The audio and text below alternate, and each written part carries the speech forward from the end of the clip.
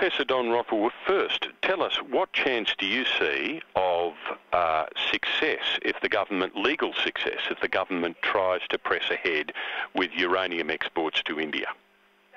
Well, the major issue that the Gillard government would face at the moment is whether such exports would be consistent with Australia's obligations under what's called the Treaty of Rarotonga, which was a treaty concluded in 1985 which creates the South Pacific Nuclear Free Zone, under which Australia has a commitment to not supply uranium to certain countries unless they are compliant with what are called full scope safeguards required by the Non-Proliferation Treaty. What legal flexibility is there in this, Professor, or is it simply a case of Australia being unable to do it? Is there legal wriggle room in terms of incompatibility here, or is it simply open and shut, do you believe? Well, the difficulty really exists at the moment because of India's insistence that it will not be prepared to accept what are called full scope safeguards. The Gillard government has indicated that if this change in ALP policy was permissible, there would be a safeguards agreement in place with India, but such an agreement would not be consistent with the full scope safeguards requirements under the Treaty of Rarotonga. So that's really where the issue arises. It comes down to the extent of the safeguards requirements that India would be prepared to accept, and that's where the issue is for Australia. So do you think there is any legal way for the Gillard government to circumvent its obligations under this treaty, or is it locked into them? Well, unless India changes its position at the moment, no. There, of course, is always an option open to a government to withdraw from a treaty to which they're a party, but it needs to be borne in mind that Australia was one of the founding parties to the Treaty of Rarotonga. The Hawke Labor government was a very strong proponent of that treaty, and Australia has, of course, maintained a very strong anti-nuclear stance in the South Pacific. So any withdrawal by Australia from this treaty would be a very significant backflip on the part of the Australian government if it was to do so.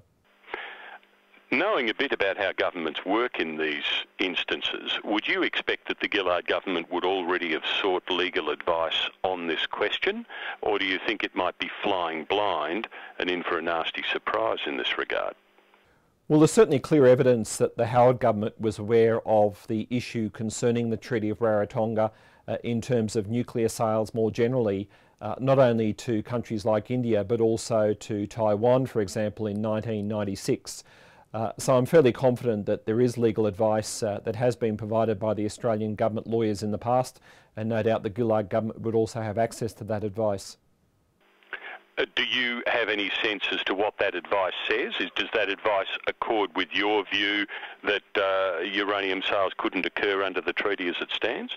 No, look, I can't comment on that because the advice is not in the public domain, so all I'm doing here is just speculating on the basis of answers given by ministers in parliamentary settings over the course of the last 15 years or so.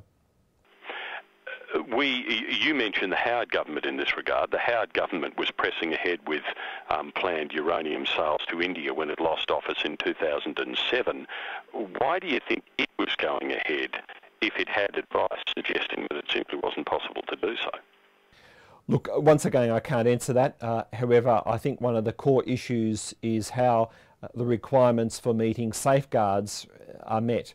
And there are different interpretations as to what is full scope safeguards as opposed to Australia's position in terms of having bilateral safeguards agreements in place. And ultimately this would be a matter of interpretation, but certainly it's my view, and consistent with the interpretation of the intention of the parties when the Treaty of Rarotonga was negotiated in 1985, that full scope safeguards, that is, inspections of both civil and military nuclear facilities, are what are required to meet the compliance obligations under this treaty. Pragmatically speaking, Professor, what chance do you think that we'll see uranium exports to India from this country anytime soon? Well, look, I think that's clearly all dependent on whether the ALP ends up changing its policy this weekend, and that's a political process that I really can't comment on. Professor, you've been a great help. Thank you for your time. You're welcome.